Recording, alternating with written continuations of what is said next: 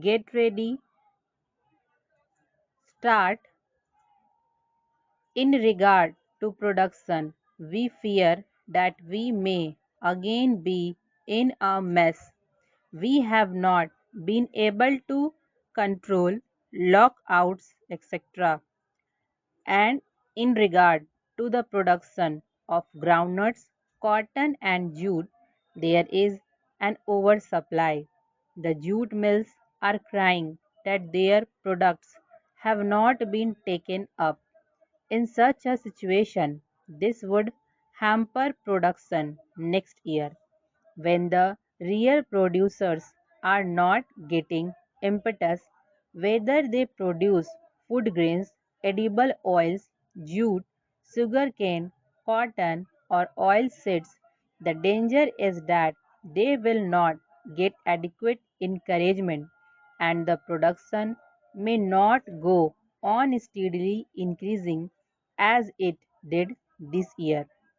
As such, one would expect that the government would consider the fact that the jute mills are not doing justice to jute production, its growers, or even to its marketing.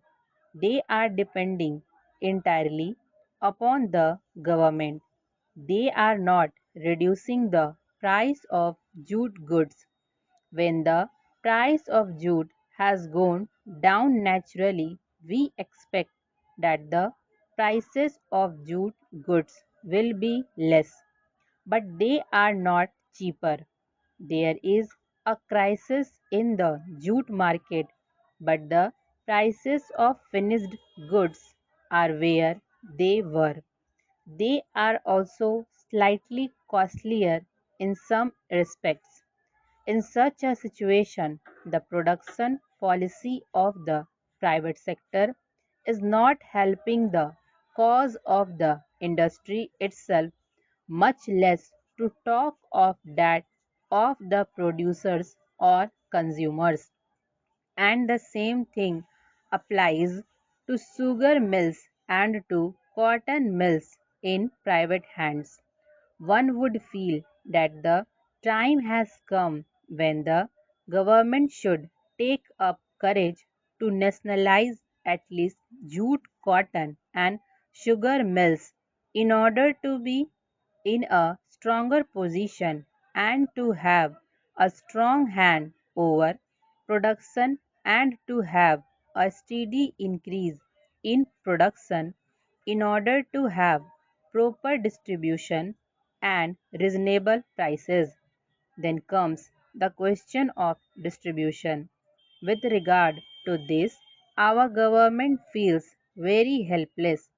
The minister has indicated that the traders were reconciled to the emergency and were waiting on their wings to exploit the situation when the opportunity arose.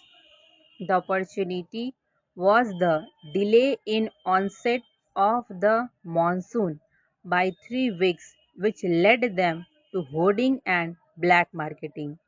He is saying in a helpless manner that some delay in the onset of the monsoon allowed them to resort to hoarding and black marketing.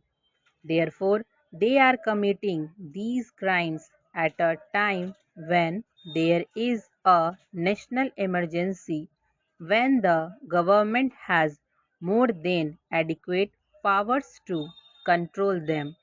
There should be a panel to deal with compilation of production data and identifying trends of significance and advising the government in time of need.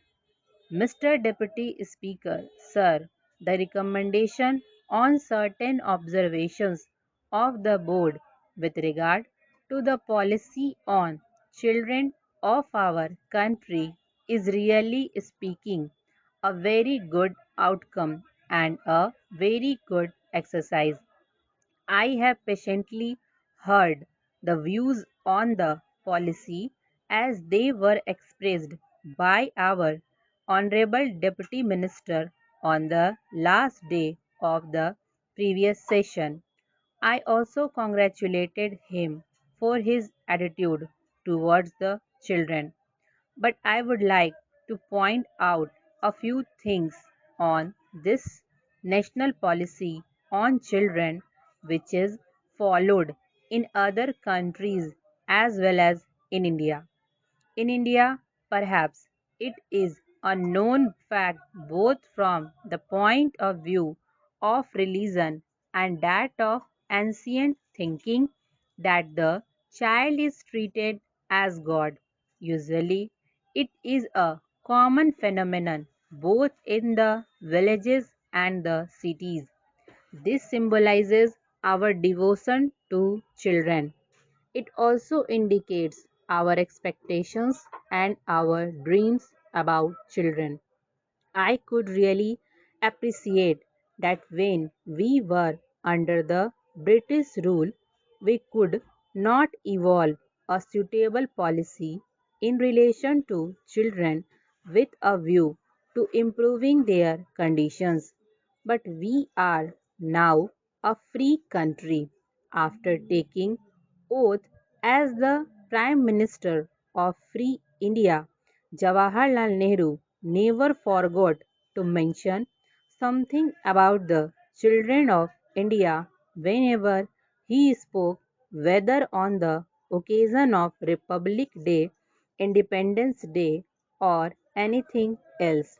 He thought that the country could have been built much more given sufficient care and they had been made to feel that they were partners in all our work. This was also the thinking of Lenin in Soviet Russia. Immediately after the revolution, Lenin used to speak about children on all occasions and say that they should be given due care.